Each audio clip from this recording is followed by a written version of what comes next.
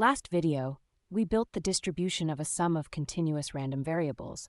Convolution stacked the densities, and moment-generating functions turned sums into products.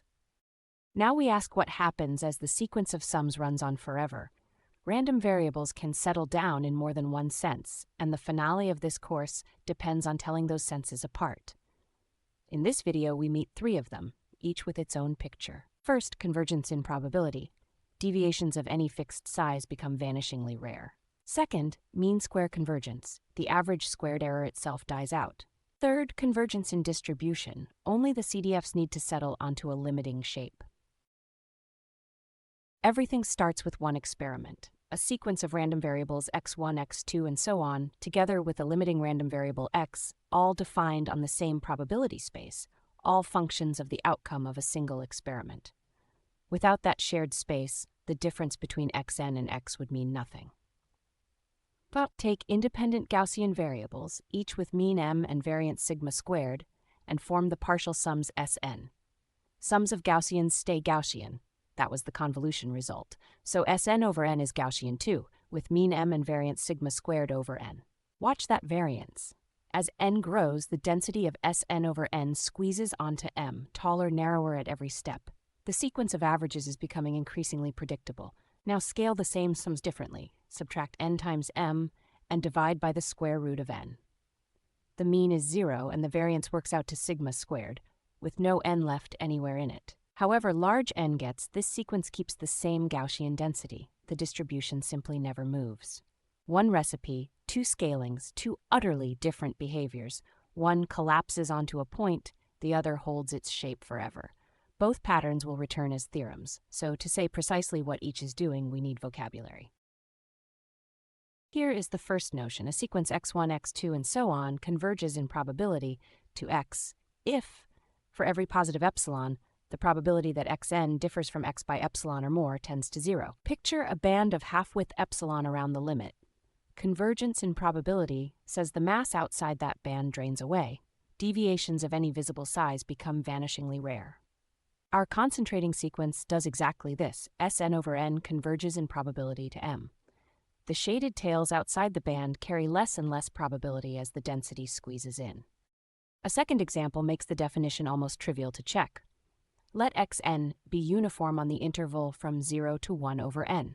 The support itself shrinks toward 0, so once n exceeds 1 over epsilon, the whole distribution lives inside the band, and the deviation probability is not just small, it is exactly 0. So xn converges in probability to the constant 0. Keep this shrinking uniform family in mind. It returns at the end of the video, wearing a different notion of convergence. The second notion speaks the language of expectation. A sequence converges in mean square to x if the expected value of the square difference between xn and x tends to 0. That is, the second moment of the error itself must vanish as n goes to infinity. For the Gaussian average, that expected squared error is exactly sigma squared over n, so the concentrating sequence converges in mean square to m, and we even see the rate the error falls like 1 over n. Mean square convergence is the stronger claim.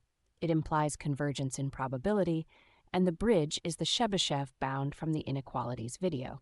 Apply that bound to the variable xn minus x, the probability that the deviation reaches epsilon is at most the expected squared error divided by epsilon squared. The hypothesis says the numerator tends to 0.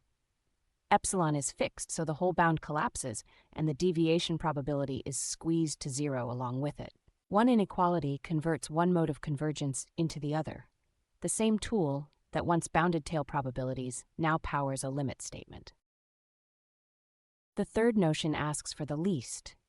A sequence converges in distribution to x if the CDF of xn converges to the CDF of x at every point where the limiting CDF is continuous. Only the distribution functions need to settle. This is also called weak convergence. You have seen this pattern before. When the geometric staircase was squeezed into the exponential CDF, that was convergence in distribution before it had a name. Now bring back the shrinking uniform family. The CDF of xn rises from 0 to 1 across the interval from 0 to 1 over n, and as n grows, these continuous CDFs steepen toward the unit step at 0. Here the fine print earns its keep.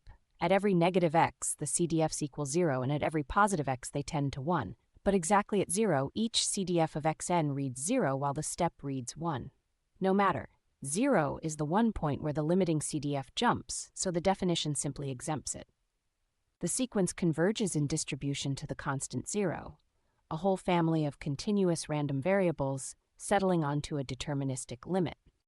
The key idea of this video: one sequence can settle in three senses: in probability, in mean square, in distribution, and knowing which one you are claiming is exactly what the two great limit theorems ahead demand. Next up, the law of large numbers.